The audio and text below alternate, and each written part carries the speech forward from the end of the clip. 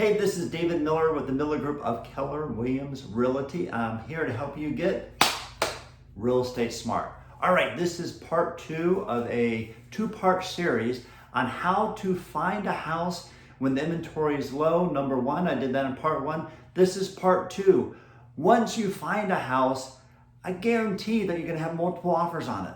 So the big question is, how can I write my offer to differentiate my offer from the other 20 offers that are coming in?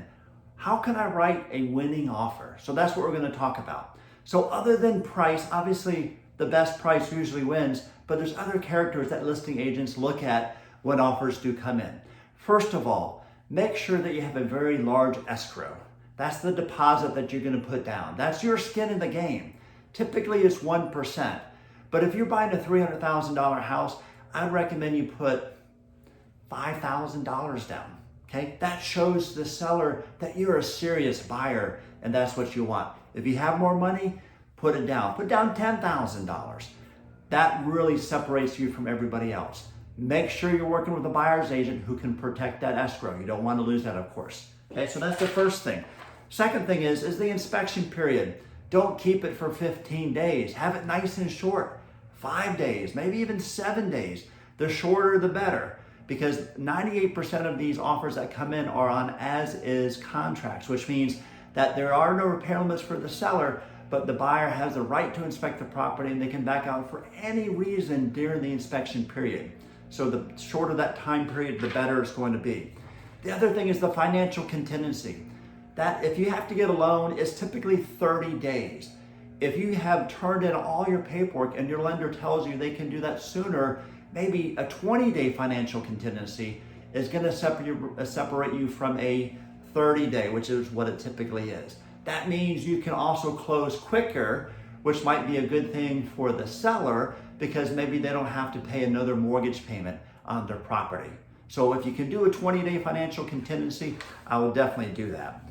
And the other thing is escalation clauses. We've talked about this before. If you have an escalation clause in there, and basically what it states is that you're willing to go a certain dollar amount over the next highest bid up to a certain dollar amount, and then anything above that, you're out.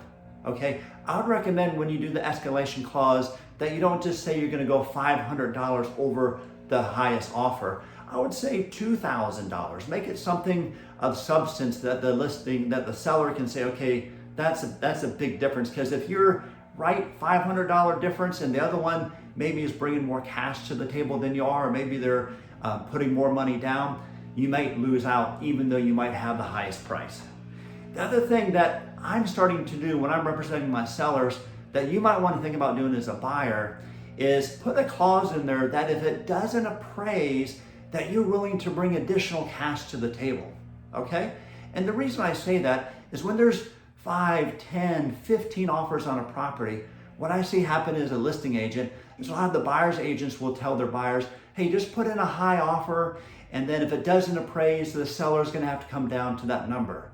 So what I look for are buyers that are willing to say, listen, if it doesn't appraise, I will still bring additional money to the table to make it work. So you gotta have the money first, but if you're able to do that, that is a huge, huge benefit. So definitely think about doing that. And then the last thing is buyer concessions to help the seller with their closing cost, okay? So that is something that you're gonna do no matter what. And that's a direct savings for the seller. So those are the top things you can do, I would recommend to do to help you win the bid once you're competing against multiple offers. And I hope we can help you do that. And I hope that you are now real estate smarter. Thanks.